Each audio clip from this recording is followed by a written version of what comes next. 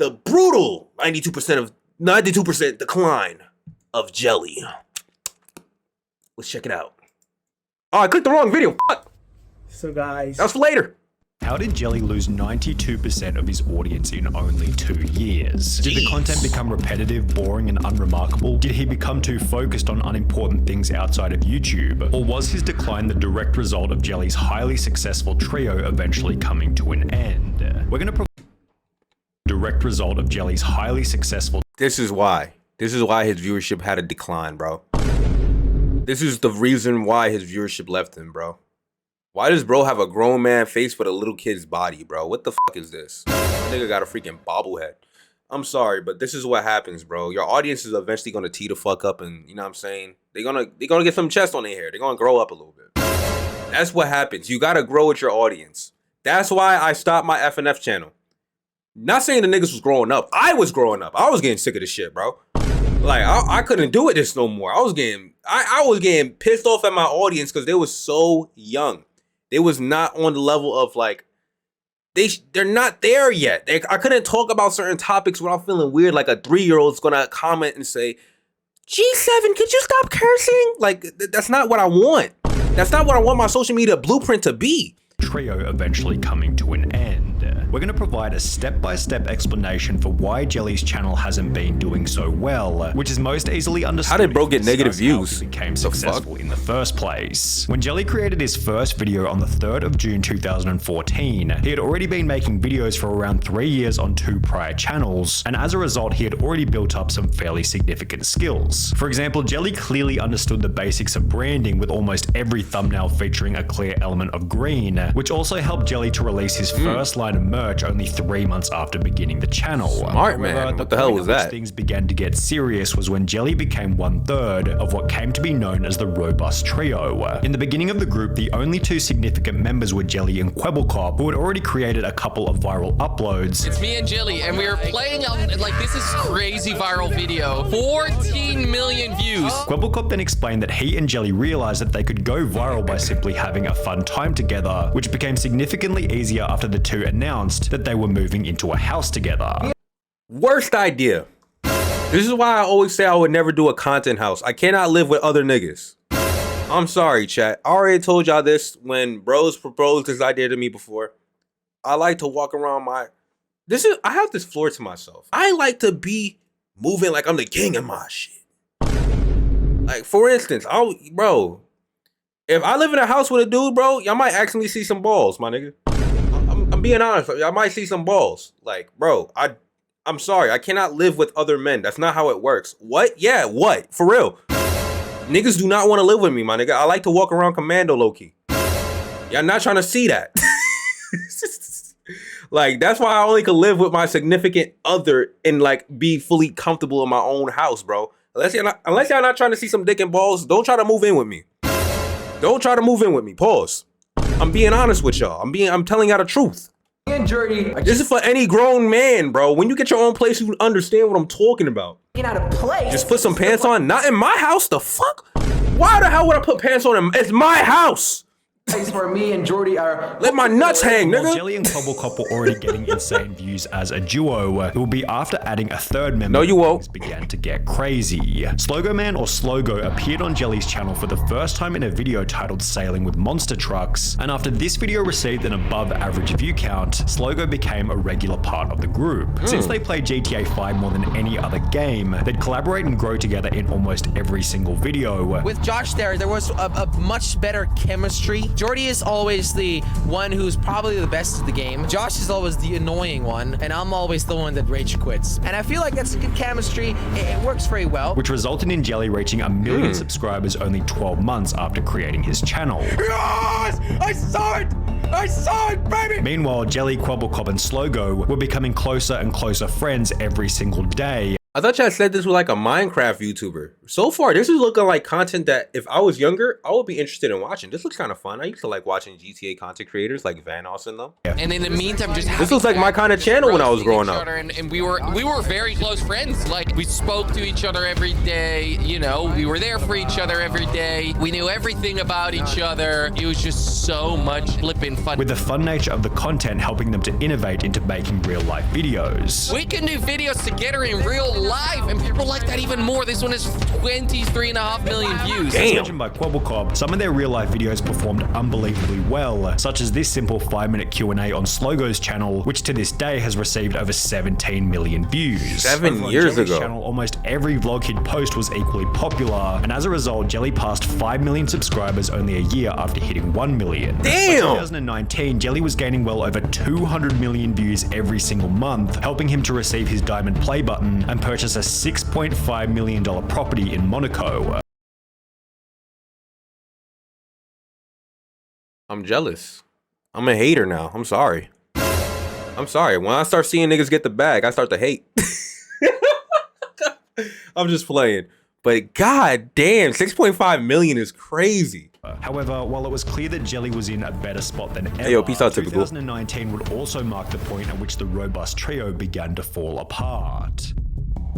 While Jelly and Slogo continued to collaborate on numerous different gaming videos, Quabblecop instead began to focus on reaction content and therefore began to appear in fewer and fewer of Jelly's videos. The robust trio was dissolving in front of everybody's eyes, but it didn't actually have all that much of an impact on Jelly's views, which if anything only continued to grow after Quabblecop left. By taking a quick look over Jelly's content at the time, we can see that he still had an abundance of different games to play, he was constantly innovating with new ideas, titles, and thumbnails, plus in January 2020, Robust became a trio once again after Quabblecop was replaced by a YouTuber named Craner, who had the most subscribed channel in all of Denmark. 3 months after Craner joined, Jelly was able to achieve his highest monthly view count ever at 511 million in May 2020. However, you don't have to be an expert in data analytics to see that after May 2020, something began to go horribly wrong.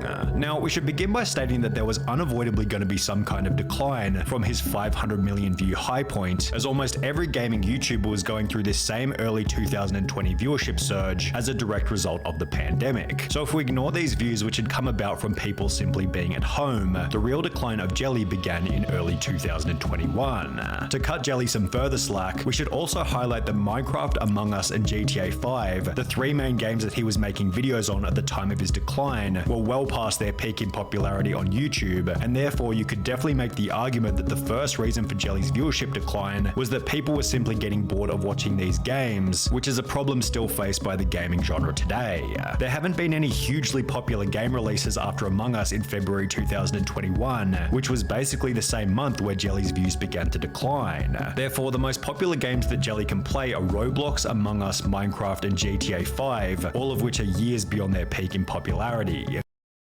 And if you guys ask me why I don't upload games on my YouTube channels like that, that is why. That is why. The easiest way to like gain an audience and also lose an audience is being a gaming channel, because here's the thing. A lot of people subscribe to you specifically for that one game, and that's it. If you play too many different games, those people who subscribe to you for that one game may not be interested in you watching you play other games. That's why I like reaction-based content, vlog-based content. It's just content of me goofing the fuck around and doing what I do on stream. If you niggas want to see me play a video game, that's what you come to stream for. We play whatever on stream. We don't give a fuck here. But on the YouTube channel, it's not like back in the day when the games was like, gaming was like the most entertaining way of like pushing out content. Jelly has clearly noticed this problem himself, judging from one of his tweets reading, "Can GTA 6 just be released already?" With a possible motive for this being that Jelly is tired. Nigga, I want to play Hogwarts. I'm just cheap. On his channel. This might also provide an explanation for why Jelly's content has become a lot more repetitive and far less innovative. Back when his views were exploding in 2019, Jelly was pushing the absolute limits in terms of ideas, thumbnails, and titles, which, as mentioned previously, was aided by the abundance of different popular games. These days, however, it feels feels as though Jelly isn't pushing these boundaries in the same kind of way. The ideas, thumbnails, and titles feel almost identical to where they were 3 years ago, but they're now being applied to less popular games. Then there's the problem of the content itself, which in all honesty just doesn't feel like there's that much effort going into it. Sure, the editing on each video is fantastic, but they give off the vibe that Jelly's just played some random game for 30 minutes, sent the footage off to his editor, and taken the rest of the day off. Now, I'm sure that this certainly isn't the case, but for some inexplicable reason, Jelly gives off the vibe that he isn't as committed to the content as he used to be, which is an absolute necessity for the growth of a channel. It's no coincidence that a creator like MrBeast is constantly going out of his way to reiterate that he wants to be doing YouTube for at least another decade. He's signaling to the audience that he's in it for the long run, and he knows that as soon as you stop committing to your YouTube channel, the audience will as well. True. I'm not gonna lie. There was a time when I was posting videos, not editing them, and I noticed my viewership went on a big decline when I did that. Now I edit my shits a little bit more. Now every fucking second we look to the side, we look to the left, we look to the right, there's another 10 subscribers on the newer YouTube channel. And I want to continue to see that growth. But that is true, bro. The second you stop committing to your content, your audience will be able to tell. They'll stop committing. They're not going to take it as serious as you. And yeah, you just start to fall off. Meanwhile, Jelly does the opposite to this by stating that he sees his own channel as being dead. I'm not on this list. Not so. Where Never. on this list do I belong? I'd consider myself pretty dead. Hey, I consider myself to be in the dead category as well, all right? I'll chill with you over there. And to make things even harder for himself, Jelly makes it very obvious that he's distracted by unnecessary things from outside of his channel. Now, we're going to make a point that's somewhat similar to the one made in the Quibble. Look at this video, crib. The foolishness behind sharing a luxury lifestyle to social media, although we're going to approach it from a slightly different angle, because if anything, it's worse in the case of Jelly, as he's so obviously distracted by ego-related purchases. That's what I'm saying, bro. This is why you got to move like Corey when you get some bread, bro. Corey got more money than all these dudes. You do not see Corey showing off his sports car, showing off his crib, doing none of that. Corey's crib looks normal as hell. Corey's richer than all these guys, and they're in mansions, they're doing all this extra shit. Corey probably got a mansion. We don't know. He probably got multiple houses. But the point is, that's no one's business. The second you start flexing on your audience is when it's like, all right, bruh, you're doing the most. Like, they could tell how much money you have by how much, you know what I'm saying, they watch your videos and all that. Corey has to be a realtor. He got bread. I know that. He got bread, bro. But you're not supposed to be showing off to your audience. They didn't come to you to look at your fucking luxury lifestyle or see the wealth that they gave you. They come there for entertainment, bro. Like, if I see a nigga driving a sports car, I'm not gonna hate. But I don't want to look at this shit, bro. That shit gonna make me like think about like, damn, I should get a sports car. I gotta work on myself. Even though low-key, I don't want one, I'm kind of happy with my hoopty. That it just brings those thoughts to like your mind, bro. Even on Instagram, when I see people living these high luxury lifestyles and they push it onto the gram and shit, it makes me get more disinterested in their content because it seems less genuine. It just seems like, you've made it already. So what's the point of like trying to support you even further? You're already there. You're already rich. You already got the man. You got the car. You got. And if your content's not lit, then what the fuck am I looking at for? Like, you're good. In early 2021, during the same time period where his views began to decline rapidly, Jelly announced that he'd purchased a $10 million boat. At the start of this summer, No way. I ended up buying myself a nice boat. In the very same video, Jelly explains that he's also purchased a green Lamborghini Huracan I also bought a Lamborghini. to go Bro, what? Nigga, I'm not even gonna lie. Just retire from YouTube.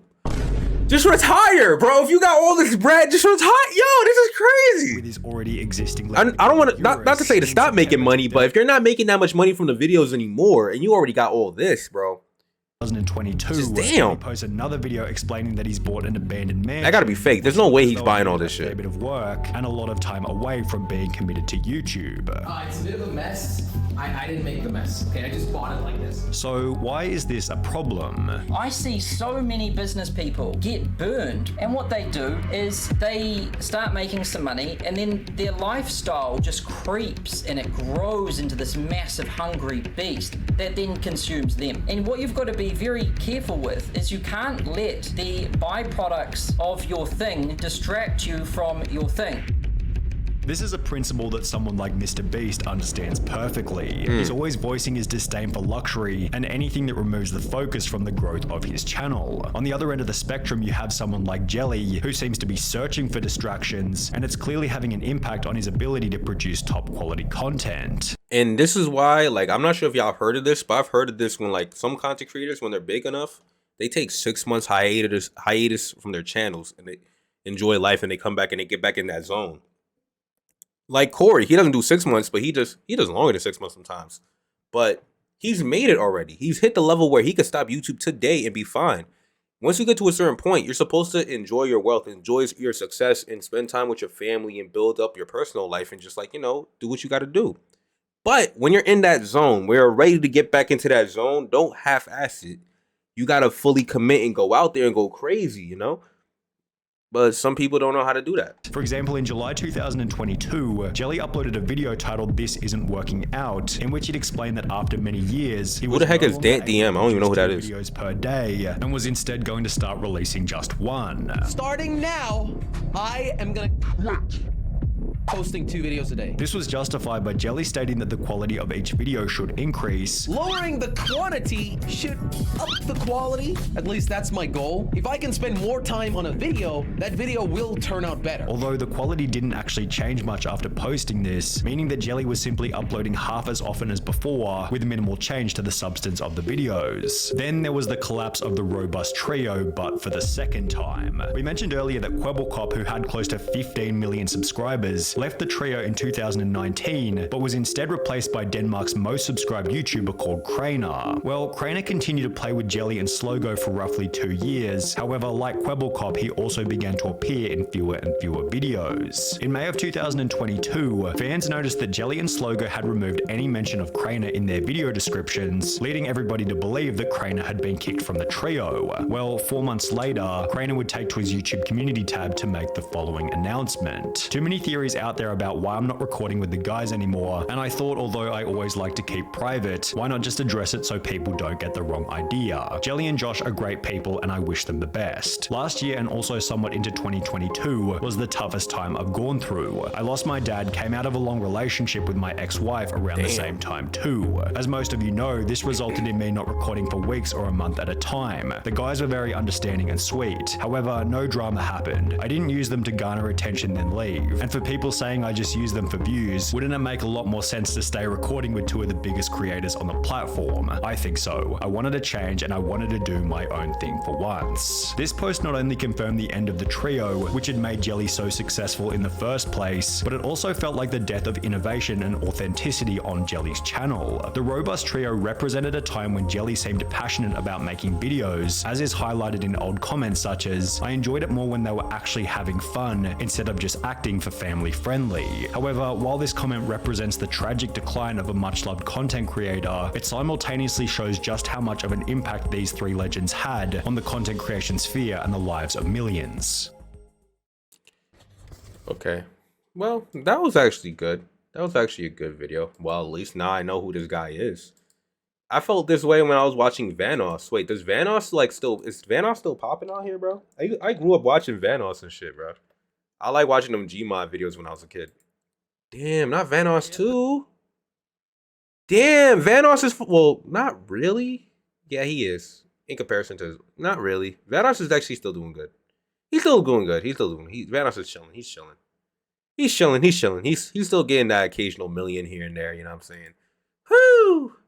Yeah, that's what I mean, like, some content creators, like, you see how I used to watch Vanoss? Now I haven't watched Vanoss in, like, damn near 5 years. Yeah. Like, you just grow up. Sometimes you outgrow certain creators and you just, like, you know what I'm saying? It is what it is. Like, you got your own personal life going on. That could be a reason why, because bro was doing content for, like, from, like, 7 years ago. That's a long time. 7 years ago, I was just in high school. I was like, what, 15, 16? So, understandable decline, I guess. But anyways, chat, I guess the moral of the story is stay committed. And if you make it, when that time comes when you're not, you know what I'm saying, you're not bummy anymore, and you're successful and you got all the bread, stay genuine. Corey is like the best example of this I ever seen, bro. Because there's a lot of content creators, a lot of streamers that I watched, and I enjoyed them until they started getting a little too uppity. Like, I enjoyed watching the come up. But once you actually come up already, you already made it, And now it's just like, okay, now all I see is just the mansion, the cars, this and that, blah, blah, blah. And the content is not as entertaining as it used to be. I start to fall back myself because it's like, okay, like, you did it. And the content's not entertaining anymore. So I can understand why sometimes these dudes will fall off and the audience will, like, you know what I'm saying, just go somewhere else or just look for something else because dude's good already. You're good. Dude got a mansion. He bought a $6 million car. He buying Lambos. Shit crazy.